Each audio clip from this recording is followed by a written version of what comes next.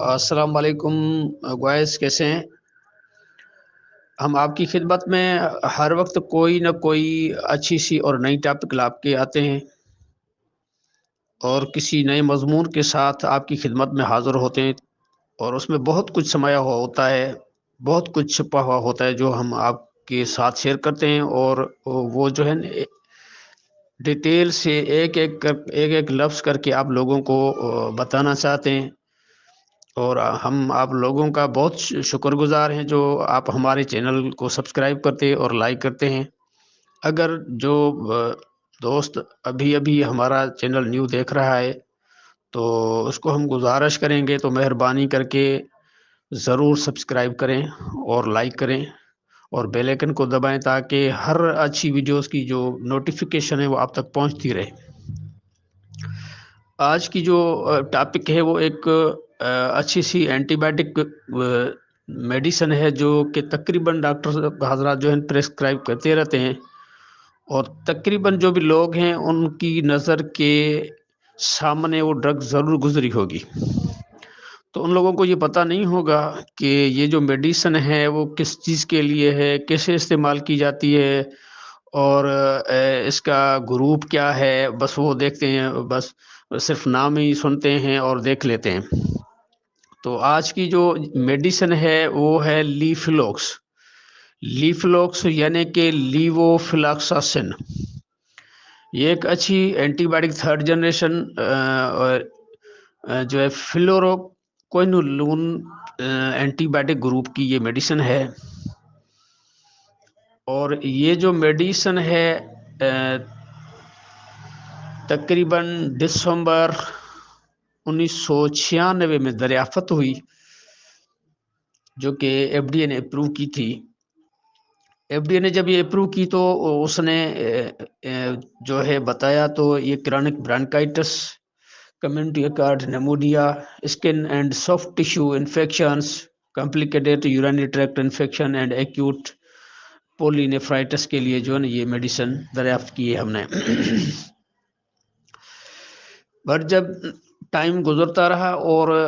تبدیلیاں آتی رہی اور نئی جو انفارمیشنس ہیں وہ بھی آتی رہی، اس کے بعد جو ابھی کی جو صورتحال ہے اس میں یہی ہے۔ تو levofloxacin is primarily indicated in conditions like acute nephritis, یعنی یہ نیولی اگر کسی کو گردے کی انفیکشن ہو رہی ہے یا گردے میں سوجن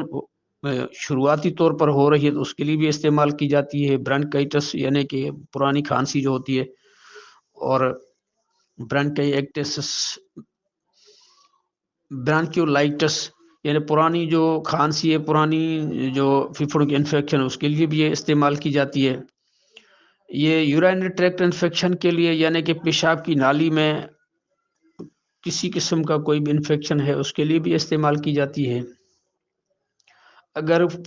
کوئی فوڈ افینسی ہے اس کے لیے بھی استعمال کی جاتی ہے۔ اوٹیٹس ایکسٹرنا یعنی کہ کان کے باہر کی درمیان جو پردہ ہے اس کی اگر سوزش ہو جائے تو اس میں بھی یہ استعمال کی جاتی ہے۔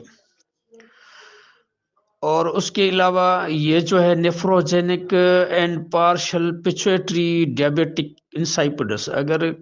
کسی کو پارشلی جو ہے تھوڑی سی پیچویٹری گلینڈ کی اگر کوئی سوزش ہے اس کی وجہ سے اگر اس کو شوگر ہو گیا یا ڈیابیٹس ہو گیا، اس کے لیے بھی استعمال کی جاتی ہے۔ سانس کی نالی کی کسی بھی قسم کی کوئی بھی انفیکشن ہے اس کے لیے بھی استعمال کی جاتی ہے۔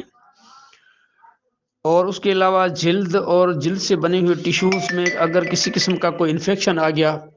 اس کے لیے بھی یہ جو ہے استعمال کی جاتی ہے۔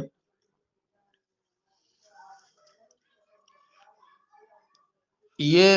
تھے تقریباً اس کے استعمالات، جن چیزوں میں یہ استعمال کی جاتی ہے تو اس حوالے سے ہم نے آپ لوگوں کو بتایا ہوا ہے، اور یہ کس حالت میں استعمال نہیں کرنی چاہیے ہم آپ کو یہ بتائیں گے ابھی، اور اس کے بعد جو لاسٹ میں ہم آخر میں آپ کو بتائیں گے تو اس کی ڈوسیج کیا ہے، کس طریقے یہ دینی ہے، کیسے دینی ہے، وہ ہم آپ کو آخر میں بتائیں گے۔ تو ہمارے ساتھ رہیے، ویڈیو کو کبھی بھی اسکپ مت کیجیے، کیونکہ یہ جو لاسٹ میں ہم جو چیز بتاتے ہیں وہ بہت ضروری چیزیں ہوتی ہیں، بہت ضروری باتیں ہوتی ہیں جو ہم آپ کو لاسٹ میں بتاتے رہتے ہیں۔ تو اس کی اب ہم جو بتا رہے ہیں وہ ہے کنٹرا انڈیکیشن، کسی بھی میڈیسن سے اگر کسی بھی لوگ کو، کسی بھی بندے کو کسی قسم کا کوئی اگر ہائپر سینسٹیوٹی ریئیکشن ہوتا ہے، وہ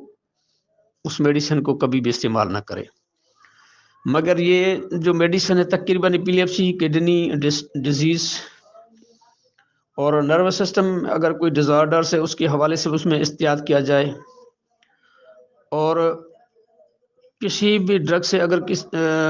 پہلے سے اس کو ریئیکشن ہوا ہے تو اس میں بھی یہ جو میڈیسن ہے وہ احتیاط سے استعمال کی جائے۔ یہ میڈیسن تقریباً 18 سے کم لوگ جو ہیں یا نابالغ ہیں، جیسے سیدھی سادی بات بتاتے ہیں تو اگر جو بچے نابالغ ہیں